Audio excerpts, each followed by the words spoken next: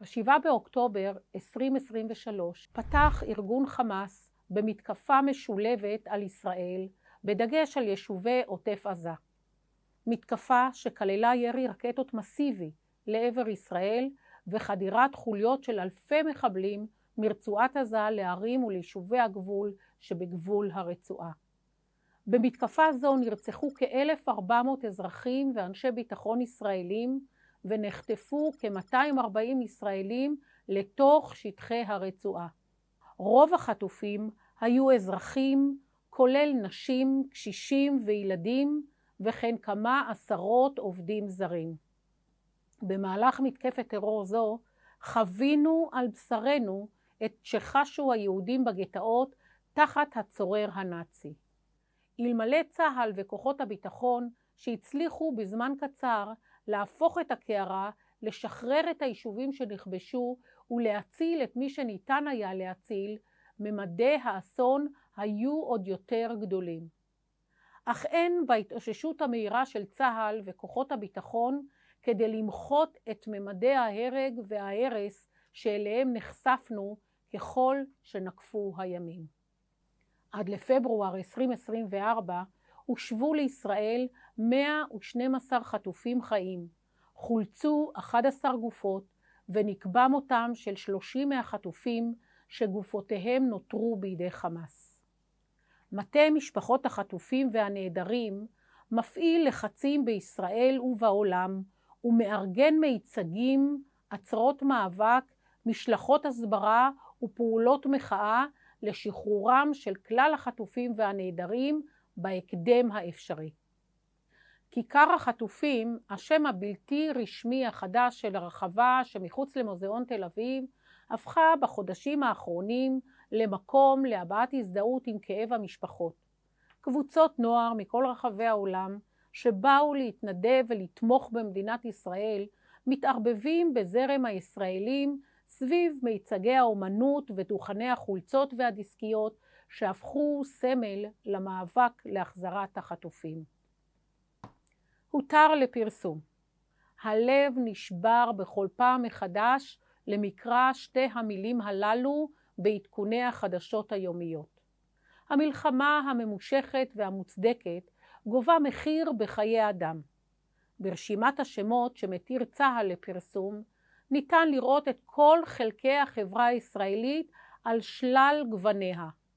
כולם פרטים המרכיבים את הצער הקולקטיבי שלנו. מלחמת חרבות ברזל מהווה קו פרשת מים בהקשרים רבים בתוך החברה הישראלית. זו מלחמת קיום, מכיוון שקיומה של מדינת ישראל היא העילה למלחמה והיא המוקד הסכסוך. אין זה סכסוך על גבולות בין מדינות שאינן מסכימות על שטח מריבה. אין זה סכסוך כלכלי על משאבי טבע. זו מלחמה על זכות הקיום של עמנו וזכותנו על הארץ הזו. מאז 7 באוקטובר ותחילת מלחמת חרבות ברזל נרשמת עלייה תלולה בתקריות האנטישמיות, קריאות לפגיעה בקהילות יהודיות ברחבי העולם ושיח מטריד ברשתות החברתיות. בעידן של רשתות חברתיות נראה כי עובדות פחות חשובות מסיפורים ואלגוריתמים מעצבים את תפיסת העולם שלנו. סרטונים של חטופים, מתקפות הסייבר ושילוב חומרים קשים לצפייה ברשתות בידי גורמים עוינים הם חלק ממארג שנועד לצרוב תודעת טראומה אישית וקבוצתית ולפגוע בתחושת הביטחון האישי של כל אזרחי ישראל. טלגרם הפכה לכלי התקשורת האולטימטיבי של ארגוני הטרור, ובוואטסאפ שעל התכנים המועברים בו אין בכלל רגולציה, מעוברים תכנים של תיעוד זוועות וקריאה לעזרה. לממד הזה של המלחמה יש תכלית נוספת, והיא ערעור המסוגלות שלנו לברר את המציאות. הצפת המידע המכוונת יוצרת בקרב אזרחי ישראל ובקרב אזרחי העולם כולו חוסר ידיעה והבנה מה באמת מתרחש. מי אחראי ומי אשם. מי תוקפן ומי הקורבן. מי מנצח ומי מפסיד.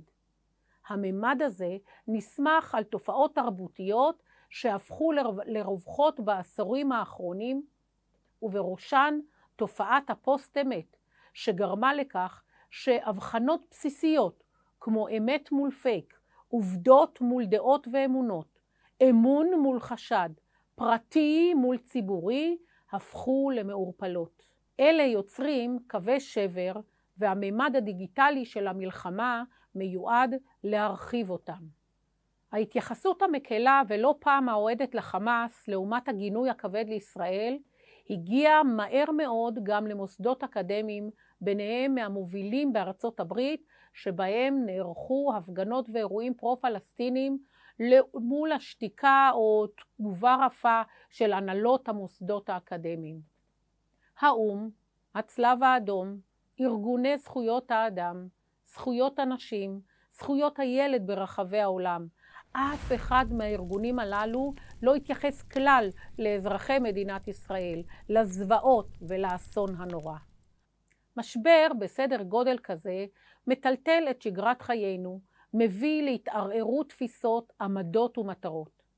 המצוקות המתעוררות בעקבות האירוע הטראומטי מתניעות תהליכים של עיבוד, הערכה מחדש של הנחות יסוד ולהתעוררות של שאלות בסיסיות וקיומיות. האם אנחנו מוגנים? האם תרחיש כזה יכול להתרחש גם בצפון? האם המערכה תתפשט לאירוע רב זירתי? האנטישמיות בעולם גוברת, איך זה ישפיע עלינו? מה יקרה עם הכלכלה? מה יקרה עם מקומות העבודה? על מי לסמוך? האם יש מידע אמין? מתי יחזרו תושבי הצפון לבתיהם? מה עם החטופים? איך נתמודד עם הטראומה? איך נצא ממנה? היכולת להאמין בטבעו הטוב של האדם, בפוטנציאל הטמון בו, ברציונליות ובשיפוט המוסרי שלנו, כל אלה התנפצו אל מול מחבלי החמאס שבאו מעזה ושטפו את הקיבוצים ואת שדרות ואופקים. איך ניתן עוד להאמין במותר האדם על הבהמה? ההומניזם עצמו התערערו יסודותיו. בלב ליבו של השבר הגדול פנתה דרום אפריקה ב-20 בדצמבר 2023 לבית הדין הבינלאומי בהאג, בטענה שישראל מבצעת פשע של השמדת עם. זאת במהלך פעולות צה"ל ברצועת עזה במסגרת מלחמת חרבות ברזל. במקום להושיב את הרוצחים על ספסל הנאשמים, העולם שופט את הנרצחים.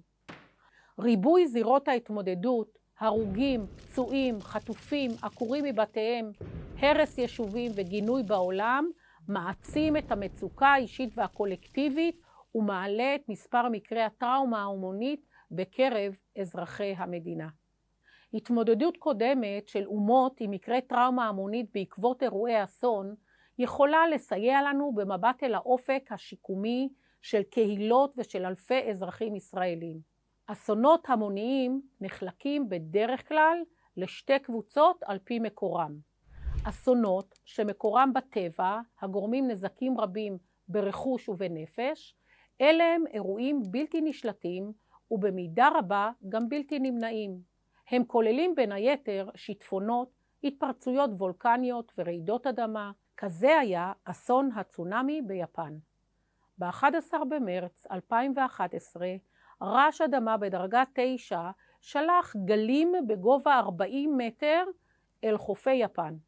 18,000 אנשים נהרגו, יותר מ6,000 נפצעו, ועיירות שלמות נמחקו מהמפה. משבר הקורונה נתפס כבר בסתיו 2020 כאסון טבע חריג בשני היבטים עיקריים.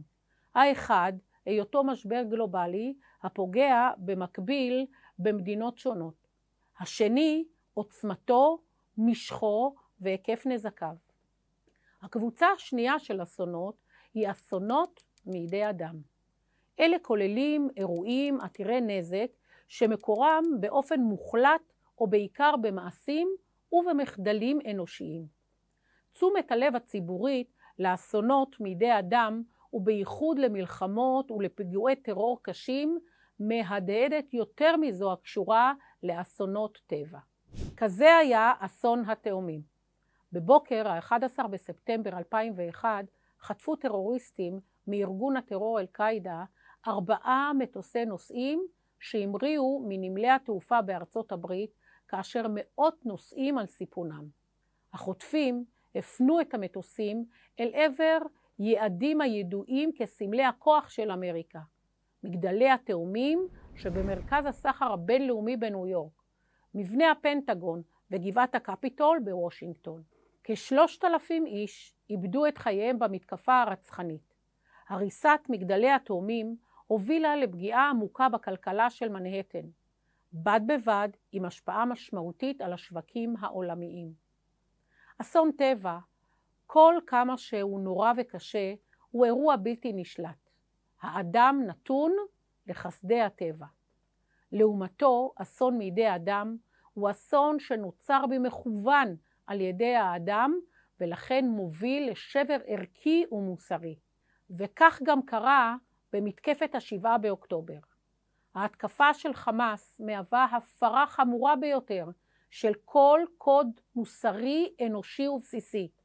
הרצח ההמוני כוון במפורש כנגד יהודים ומבוסס על אידיאולוגיה גזענית ואנטישמית, כפי שהיא מופיעה באמנת החמאס.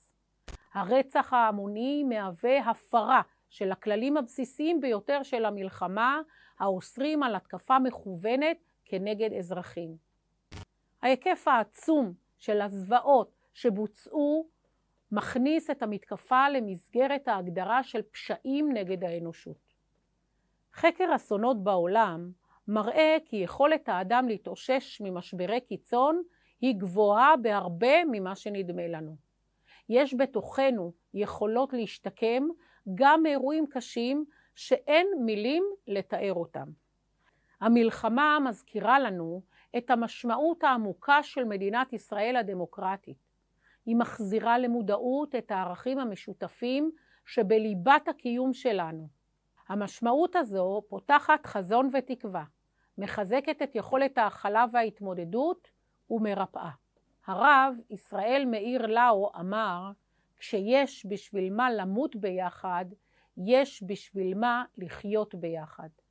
זה מכבר הפכה הקביעה ביחד ננצח לסיסמה רווחת של זמן המלחמה. היא משקפת את החוויה שבעת המלחמה הנוראה שאנו מצויים בה, התלכדנו יחד, הלוחמים והאזרחים, כאחד למטרה אחת, הגנה על מדינת ישראל ואזרחיה. אחדות זו מקרבת לבבות ויוצרת תחושה של שותפות. השאלה הגדולה היא, מה יקרה כשהאויב יוכרע ונצטרך לשוב ולהתמודד עם עצמנו, עם השונות שבתוכנו, עם כל הפרדוקסים העוצמתיים שבליבת הקיום שלנו? האם נשכיל לנוע בין העמדות השונות? האם נשכיל להבין שהעמדה הנכונה למצבי הישרדות אינה עמדה שהולמת קיום של חברה הטרוגנית חפצת חיים? האם נשכיל לפעול באופן מתמשך בין עמדה מפוצלת והישרדותית לבין עמדה קשובה ומכבדת, המכירה בשונות ומוכירה פשרה? רבים מהישראלים עוברים בימים אלה תהליך פנימי של חידוד המשמעות של החיים המשותפים כאן בארץ. במרחב זה חיים ערבים ויהודים, גברים ונשים, חילוניים ודתיים, בני אדם שבאפיונם התרבותי-חברתי יש יסוד מבדיל ומבחין. מרחבי חיינו לא אמורים להעלים סתירות אלה.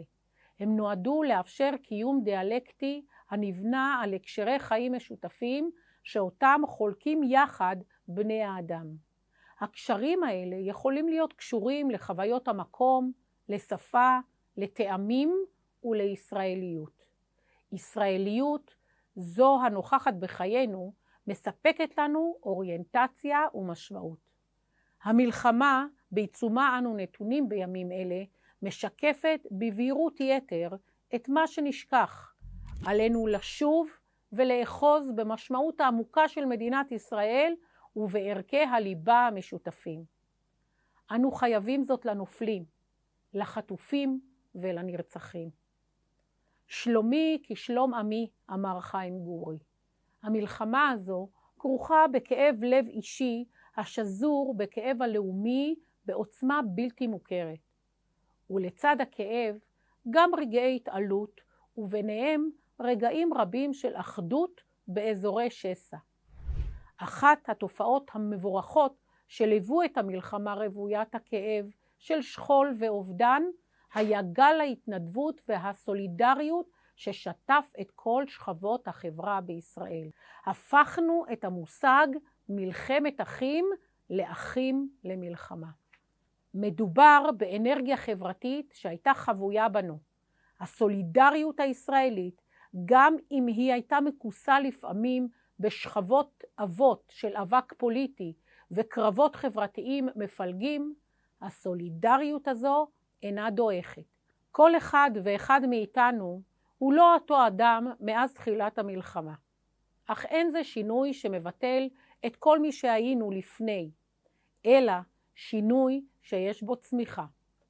שינוי שיודע להביט אל מי שהיינו, אל הערכים שלנו ואל המסורות שלנו, ובכך מייצרת לנו יציבות שאף אויב חיצוני לא יכול לערער.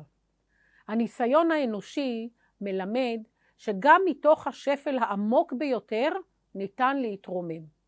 ההיסטוריה והמציאות היומיומית מספקות אין ספור הוכחות ליכולת שלנו לשרוד מצבים קשים. לכל מלחמה יש מוצאי מלחמה, וחוכמתו של האסטרטג היא להביט קדימה, לקבוע יעדים ומטרות אסטרטגיות ארוכות טווח, ולצפות את העתיד להתרחש גם ביום שאחרי.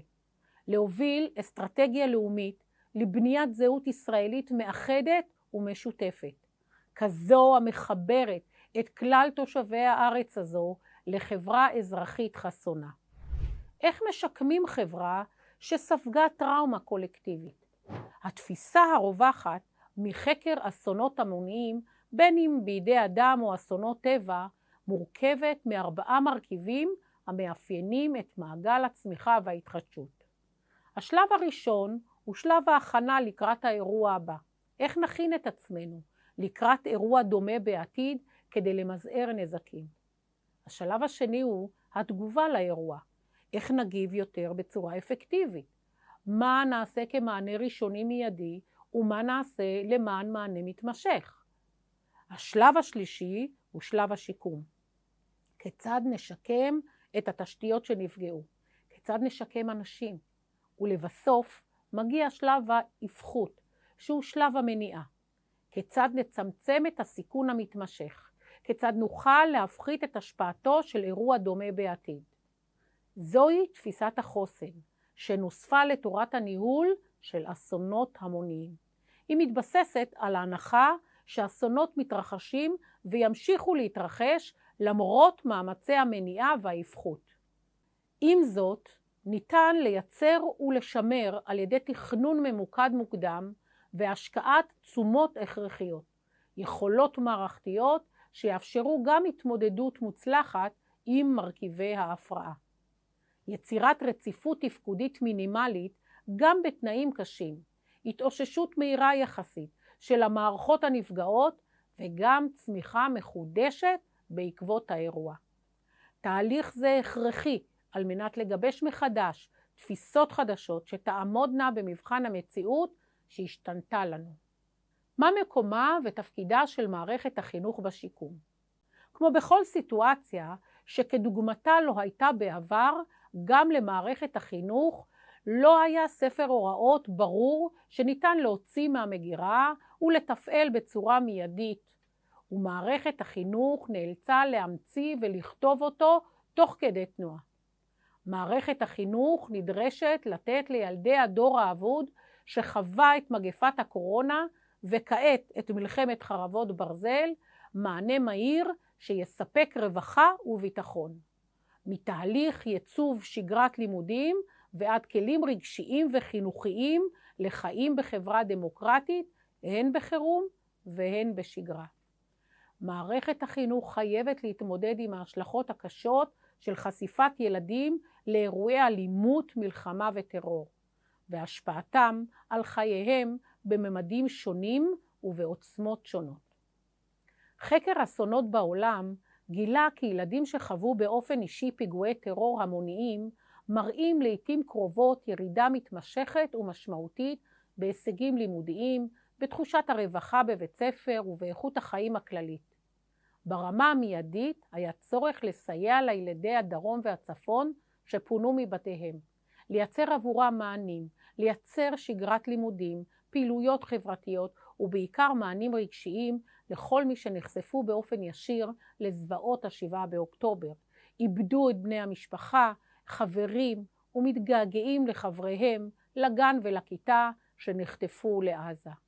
מדובר באירוע בקנה מידה שישראל לא הכירה, ולכן ההיערכות בדרגים המקצועיים נדרשת להיות רגישה, מדויקת ומותאמת היטב לצרכים של כל אחת מקבוצות הגיל. למעגלים הראשונים שנפגעו נוספו עם התמשכות המלחמה מעגלי פגיעה נוספים בילדים ובבני נוער, המתמודדים בצורות שונות עם המצב. אלה שלא היו מעורבים באירוע באופן ישיר. אלה הם הקורבנות המשניים. אלה שחשים קשר עמוק למה שקורה בעקבות קרבתם אל הנפגעים, טיפול בהם או חשיפה אל האלימות התמונה באירועים מסוג זה. חלקם תלמידים שחוו לפני 3 שנים את מגפת הקורונה ואת הסגרים שיצרו פערים לימודיים, קשיים חברתיים ורגשיים, וכן החריפו בעיות קיימות של אלימות וקשיי הסתגלות. המענה שיש להעניק להם חייב לבטא את הלקחים שהפקנו מתקופת הקורונה, כגון הרחבת המיומנויות החברתיות הרגשיות והטמעה טובה יותר של למידה מרחוק. עובדה נוספת שעלתה בחקר אסונות היא שאירועי טרור לא הוטמעו בתוך תוכנית הלימודים ולמעשה לא השפיעו עליה כלל. עובדה זו גורמת לכך שהאירוע הופך לטקס זיכרון במקרה הטוב, או שהזיכרון הופך למשהו הופכי במקרה הרע. דוגמה לזה אפשר לראות היום אצל הסטודנטים בקמפוסים באמריקה שלא מבינים מה זה ארגון טרור ולא יודעים או שכחו את אסון התאומים שקרה כאשר הם היו תינוקות. מענה נוסף הוא הקשר עם ההורים. העברה מסודרת של מידע להורים היא חלק בלתי נפרד מתהליך השיקום. הקשרים עם ארגונים חיצוניים ועם משרדי ממשלה רלוונטיים יכולים לסייע מאוד להצמחת המערכת הבית ספרית ולשיקומה. חשוב לפתח קשרים אלה באופן מלא ורציף, כך שכאשר קורה אסון, אנשים בתוך משרד החינוך ומחוצה לו ידעו למי לפנות. ולבסוף, חשוב לגלות גמישות. אי אפשר להביא בחשבון כל תרחיש וכל תגובה בתכנון המקדים. חשוב שיהיו נהלים, אבל חשוב שיהיה גם מקום לגמישות ולהפעלת היגיון אנושי בהפעלת נהלים אלה. ומי מטפל במטפלים? כדי שהצוות החינוכי יוכל לתמוך בתלמידים, הם זקוקים למערכת תמיכה וטיפול שתיתן להם את המענה הנדרש. היעדר המענים מובילים לעייפות הצוות החינוכי ואף בחינת אפשרות של עזיבת מערכת החינוך עם משקעים כבדים וחוסר אונים שעלול להוביל לתסמינים של פוסט-טראומה. 2 תהליכים מרכזיים נדרשים למען הצוותים החינוכיים. הראשון הוא תהליך פיתוח הצוות החינוכי הבית ספרי כקהילת משמעות בעלת חוסן, בעלת זיקה ואתוס שמקבלת משאבים גם מבחוץ וגם מבפנים. השני, פיתוח תוכניות לימודים העוסקות באירועי צו השעה מתוך חיבור לאקטואליה. מעל הכל, דרושה כעת מנהיגות חינוכית שתמקד את מאמציה בהחזרת הרווחה והביטחון הנדרשים לכלל תלמידי ישראל לשם התמודדות מיטבית עם אתגרי התקופה ותוך הפניית מבט לעתיד. מנהיגות שתמפה באופן מהיר את מצב הלמידה והלומדים בכל המעגלים. תתכלל את כל המהלכים הקיימים ותייצר המשכיות בת קיימא ליוזמות שהחלו במלחמה. מנהיגות שתכין אסטרטגיה, תארגן מחדש את כל מערך התכנים ותתמקד במיומנויות וברווחה האישית והחברתית. ולבסוף, על המנהיגות לשקם את הקהילתיות. קהילה היא משאב חשוב בהתאוששות ובשיקום אחרי אסון, ובעיקר הלכידות הקהילתית ורשת הסיוע והעזרה ההדדית בתוכה. ההון החברתי האנושי מהווה גורם מגבש וגורם מגשר. במלחמה הנוכחית קהילות התפרקו. אנשים התפזרו בכל רחבי הארץ.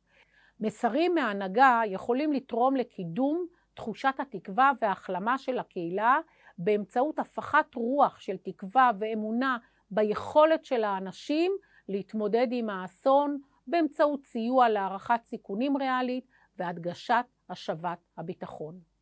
מנהיגות המספרת סיפור קהילתי עם נרטיב של תקווה וצמיחה. אני רוצה לסיים באנלוגיה לאומנות יפנית עתיקה הנקראת קינצוגי, בה מתקנים כלי חרש שבורים באמצעות זהב. אומנות זו מתייחסת לשבר ותיקונו כחלק מההיסטוריה של האובייקט. במקום לראות את השבר כמשהו שיש להסתיר ולהסוות, השבר המתוקן בזהב הופך את האובייקט דווקא ליפה יותר. רוחנו יכולה להחזיק ולחבק כל דבר, את האור העליון ביותר ואת החשיכה הנוראה מכל. ככל שנוכל להישאר מחוברים, נוכל להפוך את אלפי השברים בתוכנו לשלמות, לעבודת האומנות היפה ביותר. צלצל בפעמונים, המסוגלים עדיין לצלצל, שכח ממושלמות תרומותיך. יש סדק בכל דבר. כך חודר האור פנימה, כך שר ליאונרד כהן. אנו סדוקים, אך בדיוק בסדקים אלה אנו מחכים לפריצתו של האור החדש, אור בהיר וזוהר יותר משאי פעם ראינו. כמו מנגנוני הטבע שלאחר שריפה מתאושש היער ומצמיח עצים חדשים, כך גם אנחנו נפעל לאיזון מחדש, להתאוששות ולצמיחה. יהודה עמיחי בשירו קושר בין בית הספר לחיים שמחוצה לו ובין חלל הכיתה לעולם הכללי. הוא מתבונן על כל חייו דרך חוויותיו מבית הספר. שירו של עמיחי משקף עבורי את מהותו של החינוך בבתי הספר. עברתי ליד בית הספר שבו למדתי בנעוריי ואמרתי אל ליבי, כאן למדתי דברים אחדים ולא למדתי דברים אחרים. כל חיי אני אוהב אהבת חינם את הדברים שלא למדתי. עמדתי ליד בית הספר, בחדר הזה ישבנו ולמדנו. חלונות חדרי הכיתה תמיד פונים אל העתיד. ואנחנו חשבנו לתומנו שזה הנוף שראינו מן החלון.